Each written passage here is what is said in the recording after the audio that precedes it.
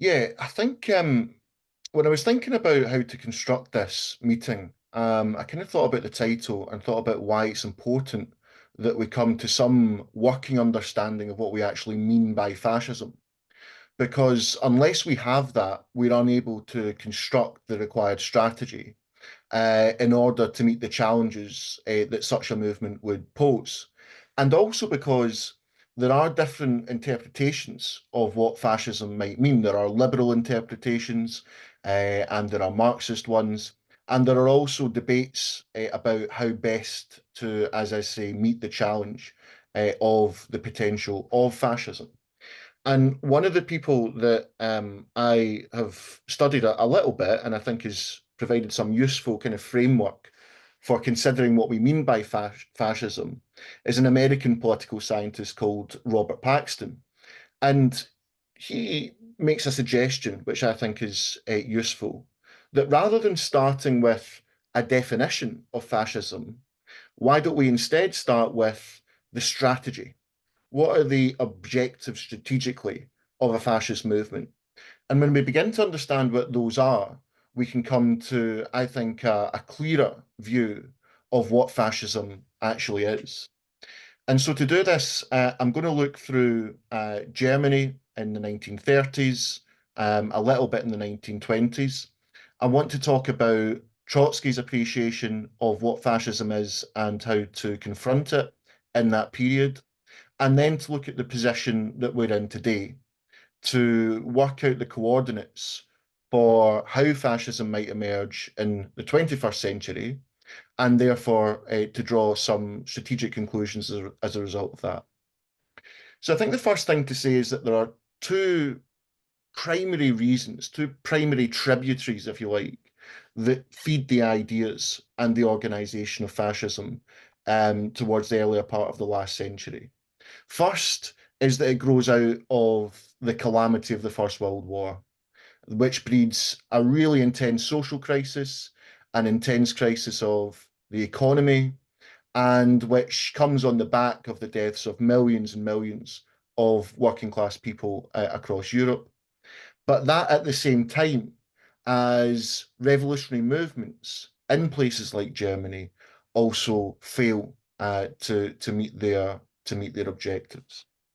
And it's as a result of these two things coming together that we see a really profound crisis in Germany take hold. And it leaves the ruling class with a number of options. And I want to read a quote from Trotsky writing in 1931. And I think it's really useful for us because it paints a picture of how intense the situation, how combustible the situation is politically. He says, if you place a ball on top of a pyramid, the slightest impact can cause it to roll down either to the left or to the right. That is the situation approaching with every hour in Germany today. There are forces who would like the ball to roll down towards the right and break the back of the working class. Then there are forces which would like the ball to remain at the top. That's a utopia. The ball can't remain at the top of the pyramid. And then you have the communists, and they want the ball to roll down towards the left and break the back of capitalism. I think it's such a useful way of thinking about things because it tells you what's at stake. And it also tells you about that period and the impossibility of the existing order reproducing itself in a way that didn't lead to a major political crisis. And in that period as well, there are all sorts of political movements happening. The German ruling class itself is going through a major crisis. And it's true to say that the ruling class in those kinds of situations always turn to some form of repression. This can be conducted through the police, conducted through the army, the point being to physically, often violently, put down revolts and upheavals.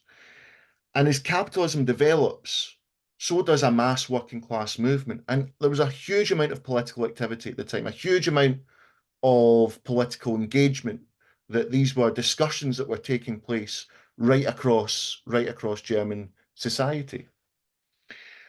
And it seems to me that in a normal circumstance, if we can use that word, there is an attempt to kind of mediate the forces in society, to mediate these often contesting social forces and political ideologies. And one way of doing that was to transmute the volatility at the base of society through liberal democratic institutions. That here was the possibility of providing a semblance of stability for capitalists to pursue the accumulation of profit, to maintain the order of production, and so on, and as a means to diffuse the discontent of working class people by channeling it into Parliament, by letting the parties in the Parliament deliberate and represent what is often called the national interest.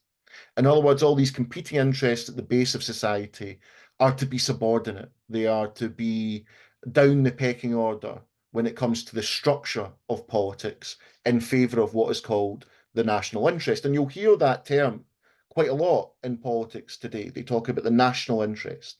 And of course, what they really mean by that aren't the interests of ordinary people, but the interests of the stability of the state, the stability of the system in terms of its ability to produce profits, and of course, the enrichment and the stability of the ruling class as a whole. But when that falters, as it did in Germany, when it's impossible to simply traverse the trends in society through a parliament in a way that can prevent a major volatile upheaval and combustion of one form or another, then the ruling class have to look to other ideas. They have to look to other means in order to stabilize the society. And that can mean abandoning democracy. Now, in Germany, this doesn't happen overnight. It's not the case that you have this huge crisis and the German ruling class decide one day what we need to do is to put Hitler in power, to put the Nazis in power, and that's the way to solve the crisis. Even among the German ruling class, there was a deep level of concern, or at least some questions being asked about what this would mean and about the politics and the organizational forms of the Nazis and of the ambitions of Adolf Hitler. But at the same time as that, the Nazi organization, and this is sometimes under discussed, had been developing throughout the 1920s. In the 1920s, it begins as a small, a tight-knit, and ideologically pure organization. And even in the 1920s, it's starting to develop armed paramilitary organization. Now, in the 1920s, that paramilitary organization, stormtroopers, were designed to protect and to defend the meetings that Adolf Hitler and others would hold. But this would expand rapidly throughout the 1930s. And by 1932, it rises to a number of 400,000 who are involved in this paramilitary style of organization. And so Trotsky understands these dynamics in the following way. He says German fascism raises itself to power on the backs of the petty bourgeois, which it turns into a battering ram against the organizations of the working class and the institutions of democracy. And here we have to talk about class, because at a most fundamental level, what fascism is a counter-revolutionary movement. It is a movement and a form of organization, is an ideological persuasion which is based on the idea that the movement of the working class and its organizations has to be smashed up. It has to be destroyed. It has to be destroyed to the extent that it no longer exists as a social force in the society. And that's partly what draws petty bourgeois uh, parts of society, people who felt that the system was unfair, these big capitalist corporations who were above them in the social system and the economic system, they were having the rule of the roost while they were struggling. And here was the opportunity to break the back of the working class and to bring about a situation in which there could be some kind of order which would allow the petty bourgeois and increasingly parts of the ruling class to establish the order that they would like to see, which of course functions in their own interests. And actually, the questions of race, the questions of anti-Semitism, if you look at the earlier propaganda of the Nazi Party, are far less visible. Far more visible is this idea about breaking up and smashing the working class. And I think it's also important to say here that the idea that fascism is simply something which comes out of the middle class with support of parts of the ruling class has to be balanced because it also has at the same time a popular appeal. It attempts to bring in the masses into its project. And in order to do that, it has to make certain appeals to these people. And so they did that, and you can see this in various ways today by promoting themselves as being anti-establishment, by being anti-system. And here was a movement that could realize those types of objectives. Hitler was appointed to become the Chancellor of Germany in 1933, and he proclaims himself Führer in 1934. I'm not going to go into the detailed history around that, but I want to just quickly sort of rhyme off a number of things which happen. All civil rights are removed. There is an official government boycott of Jewish businesses. All trade unions are abolished. Books are banned, and these are often publicly banned in terms of big bonfires, particularly of communist and Marxist and liberal literature. Communist Party members were rounded up and put into concentration camps. Of course, the Communist Party was banned. And importantly, this was very much a one party state to the extent not just that there was a kind of removal of elections and the decay of liberal institutions, etc., but a one-party state in the sense that there were no civic, no cultural organisations that were independent of it. And this, of course, was a prelude to the Holocaust. This raises a very important question, which was this horrific kind of set of circumstances and the consequences of those things which I've just kind of went through there, was it an inevitability? Was it the case that Germany's in such deep crisis that this was, in some sense, the only way that it could have ended up happening, that history was always going to move in this direction? And I think there's a very good argument and a very strong argument to say that that's not the case. And here I want to introduce Trotsky's ideas. One of the greatest contributions Trotsky makes to Marxism is his writings on fascism and on how to defeat fascism. And at the time in Germany, throughout these tumultuous years, there is a massive social democratic party, a party of reformist workers, but it has millions of members. Just think of that, millions of members in this organization. And the Communist Party of the time had hundreds of thousands of members as well, 300,000 members. So you're talking here about huge organizations.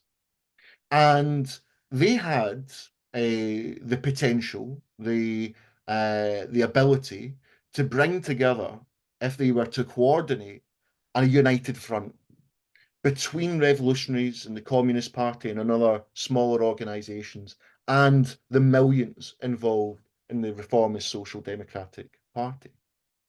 At the time, though, the Communist Party, and by this time the Communist Party is beginning to and is well on the way to its degeneration intellectually. It posed the idea that this big party of millions of reformist workers in the Social Democratic Party were in fact social fascists. They were simply the other side of the coin to the Nazis.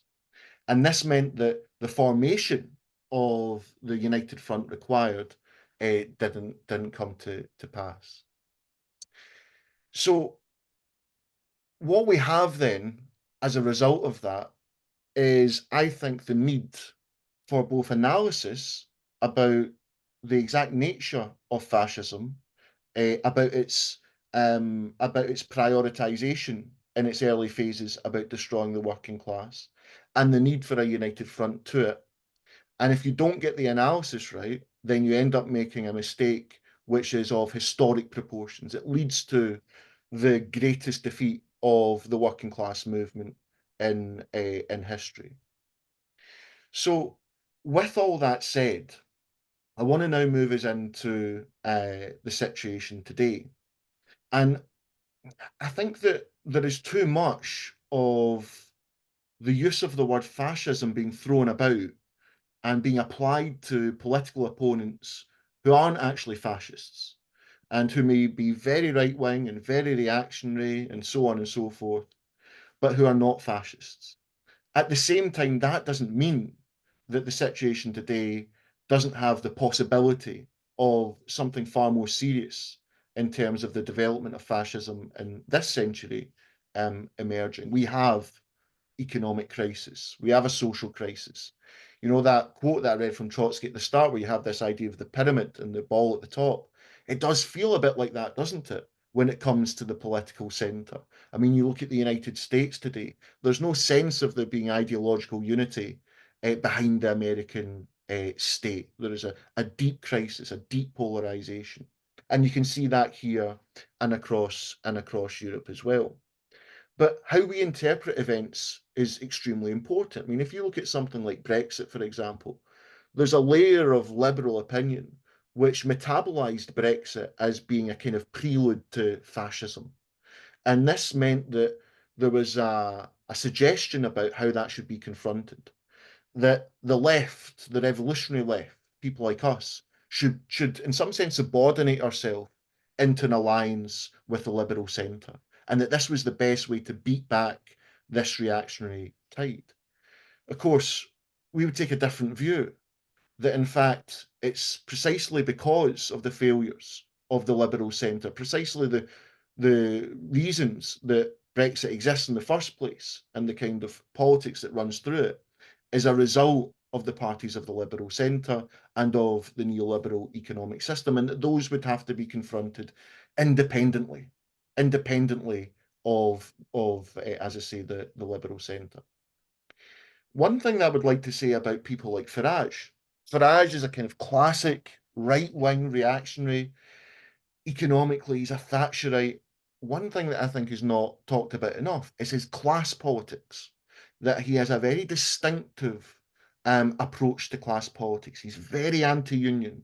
He's very much part of a milieu of people who detest the idea of working class organization. They detest the idea that workers should act in their own interests.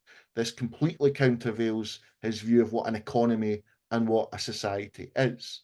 And when we think about confronting the right today, we can't just do it along the lines of their appalling racism and their appalling views on social issues and so on. We also have to bring in, and in fact, in my opinion, we have to bring in a way that prioritizes, that reorders the discussion around the question of class. Let's think about the street movement today. I talked about the growth of Hitler's paramilitary wing. The street movement today, it seems to me, is two things. In one sense, it's very ideologically incoherent. If you look at the people that were out yesterday in London, there's all sorts of ideas going on in there, and they're kind of bound together by a series of kind of reactionary positions. Most importantly, Islamophobia, but leading into all kinds of other issues around migration and so on. It's an unstable, incoherent social milieu. But at the same time, it's very dangerous, and as we saw in recent months, can be extremely violent. It can conduct racial violence akin to pogroms, for example, in various parts of the country. So this is a very serious consideration that we have to make.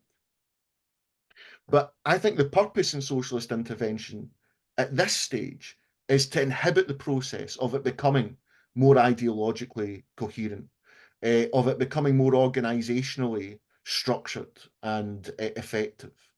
And the way in which we have to do that, it seems to me, is to bring in the widest layers that we can, using the spirit of the way in which Trotsky talked about the United Front in Germany in the 1930s applied to today, in order that we construct decisive defeats, things like the Battle of Cable Street, for example. But at the same time as doing that, we have to be able to provide an independent challenge to both the far right and to the failures of neoliberalism. And that actually, in my opinion, means that we have to include an approach here which attempts to win, which attempts to attract those who can be susceptible to the kind of politics of the populist nationalist right that we see in the country. Lots of working class people can be drawn towards that. We need to provide an alternative vision, which is much more attractive and which can bring about much greater rises in living standards, responsive democracy, etc., etc. I want to just kind of bring this to a close by talking about Islamophobia in particular and about the genocide in Palestine, because I think there's a really clear argument that needs to be made in the movement around this when we're considering confronting the far right. Islamophobia is not just one of many different issues around which a movement against the far right has to coalesce.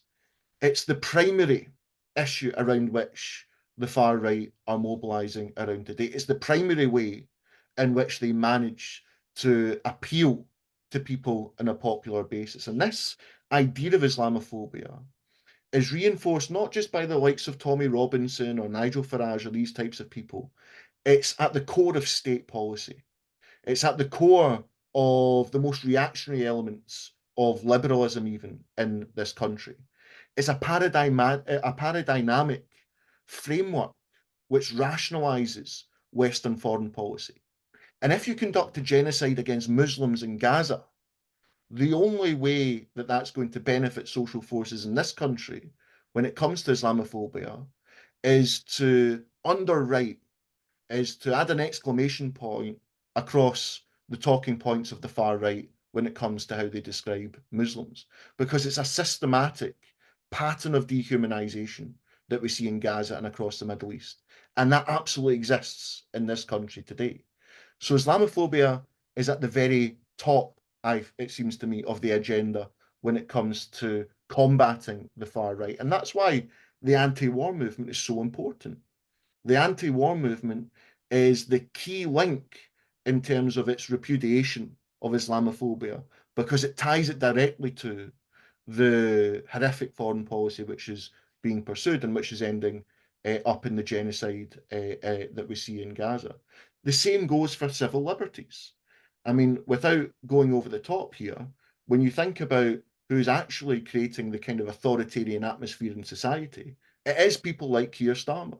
It is people that are at that level of the British state. You see the attacks on journalism, you see the way in which they want to intimidate demonstrations, the way that they've smeared and demonized people who've spoken up around not just Gaza, but many other issues.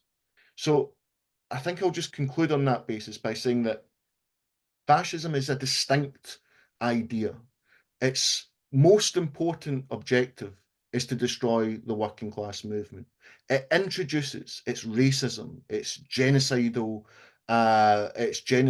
operations as a means to provide ideological unity within that movement, as a means, as Trotsky once referred to, as a kind of glue for the petty bourgeois within this movement, hold it together ideologically.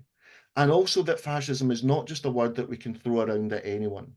It is something which we have to interpret and understand for the reason that, and it's not an academic exercise, it has to lead to some form of action. But the form of action that we take has to be as right as we can make it. And the lesson from the 1930s in Germany is that when you don't do that, you can open up the door to the most historically damaging processes that you could possibly imagine. And so when we think about it today, that's what we have to do. We have to think in clear terms, strategic terms about what fascism is, how best to confront it, and get the order of priorities right in the anti-fascist movement if it's to be successful. But above all, we have to create an alternative pole of attraction that both manages to repel the ideas of the far right, but which can also articulate a vision that lies beyond capitalism, which breeds the conditions for fascism in the first place.